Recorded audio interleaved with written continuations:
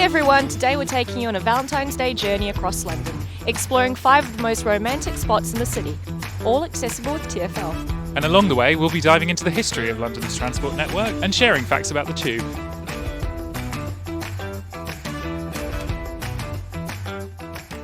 We're starting at King's Cross, now a major transport hub, but it was once a heavily industrial area, known for its railway yards and coal depots. Over the years, it has transformed into one of London's most vibrant cultural destinations.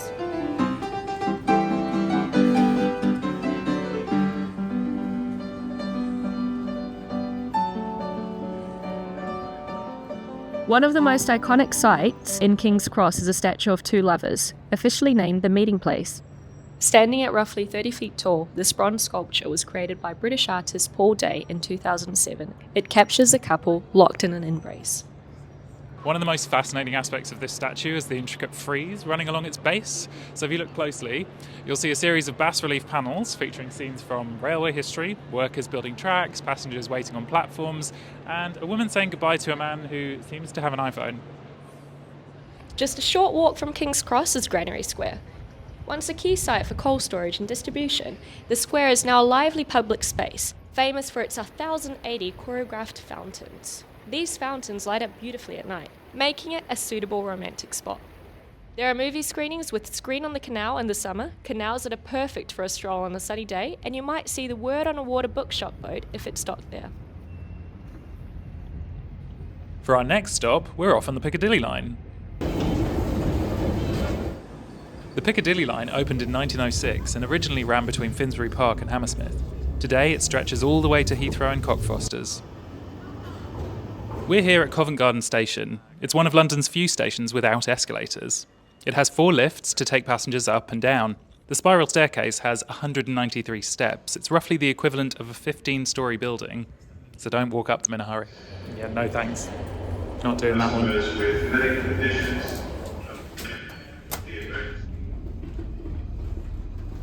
Gonna put my gloves on because it is February and I'm cold. Welcome to Covent Garden. Once London's biggest flower market and still a place that makes hearts bloom. Back in the day, this was where lovers came to buy fresh roses, and you can still feel the romance in the air. From the Royal Opera House, where countless love stories have unfolded on stage, to the charming cobbled streets filled with music, Covent Garden is a love letter to London's romantic past. Rosie.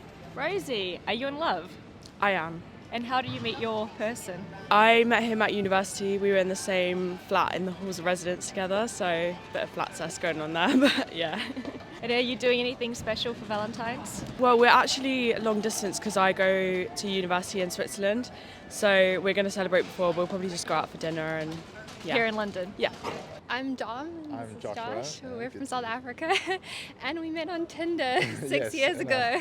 We went to a little coffee shop in Cape Town called Truth, which is like a famous coffee shop, and we were pretty much dating ever since then, and we just got married in December last year. We actually went to a really cute restaurant in Knightsbridge. It was so like romantic.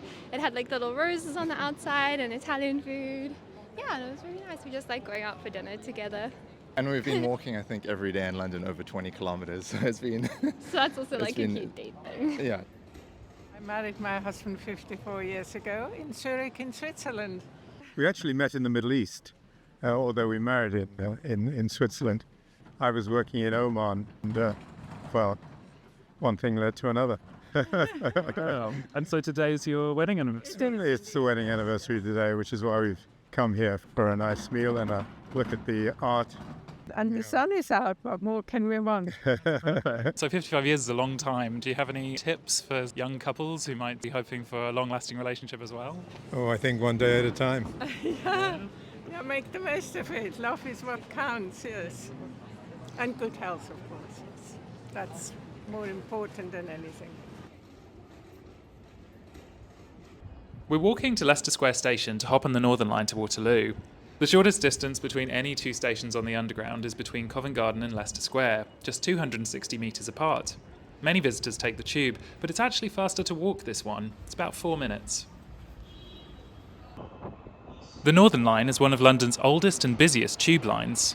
with origins dating back to the 1890s. It officially took on the name Northern Line in 1937 when several older routes were merged. Despite its name, it stretches far beyond North London, connecting key destinations like Camden Town, London Bridge and Battersea Power Station. Known for its deep tunnels and winding history, it remains a vital artery of the city's transport network. The London Eye is one of London's most visited attractions and a popular spot for proposals in the city.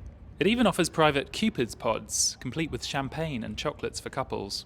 Originally built for the Millennium celebrations in 2000, the London Eye was supposed to be temporary, but Londoners and visitors fell in love with it, and now it's a permanent part of the skyline.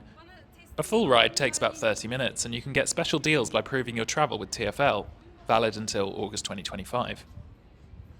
My name's Will. I'm a hospitality host here at the London Eye, and I absolutely love it. We do get people coming in here to propose, obviously, but we also get some lovely people celebrating their anniversaries and that sort of thing. So we had some people here who are a couple that were celebrating their 50th anniversary.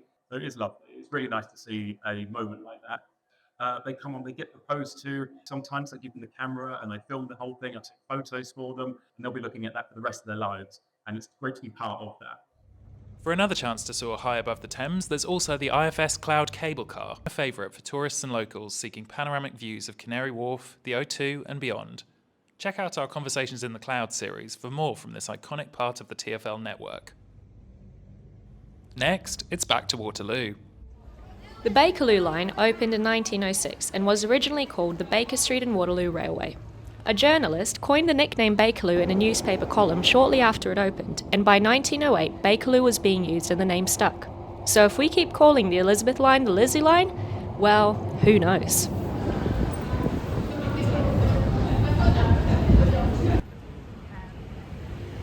Hyde Park was once a private hunting ground for King Henry VIII in the 1530s, but by the 18th and 19th centuries it had transformed into a public promenade. Back then, aristocrats returning from their grand tours of Europe sought to recreate the beauty of Italian and French gardens in London. Paths like this one along the Serpentine were created to enhance its romantic and scenic appeal.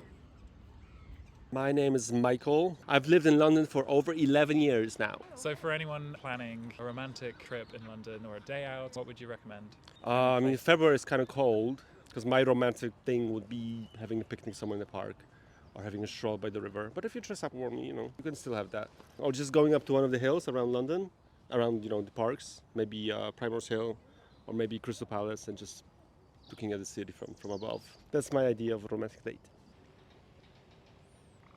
Shall I ask this dog what he's doing for Valentine's Day? Excuse me? We're going to one of London's oldest railway stations, Paddington, which first opened in 1854, to hop back on the Bakerloo line to one of the least busiest stations on the line, Warwick Avenue. Warwick Avenue is named after Edward Rich, the Earl of Warwick, who owned much of the land in the area during the 18th century. And yeah, it's also a 2008 song from British singer Duffy. Before it became a romantic hotspot, Little Venice was actually a bustling industrial canal hub. In the 19th century, this was one of London's busiest transport routes, with boats carrying coal, timber and fresh produce into the city. It was named Little Venice in the 19th century and was believed to have been coined by the Victorian poet Robert Browning, who lived here for almost 30 years. However, other sources attribute the name to Lord Byron and Marjorie Allingham's novel Death of a Ghost.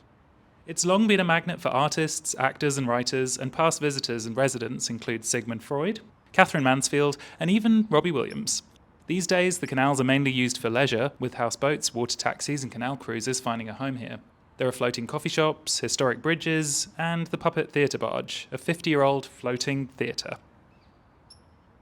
So that's it, TfL's guide to romantic hotspots in London. If you enjoyed this video, don't forget to like, subscribe and comment below your favourite romantic spot in London. Thank you!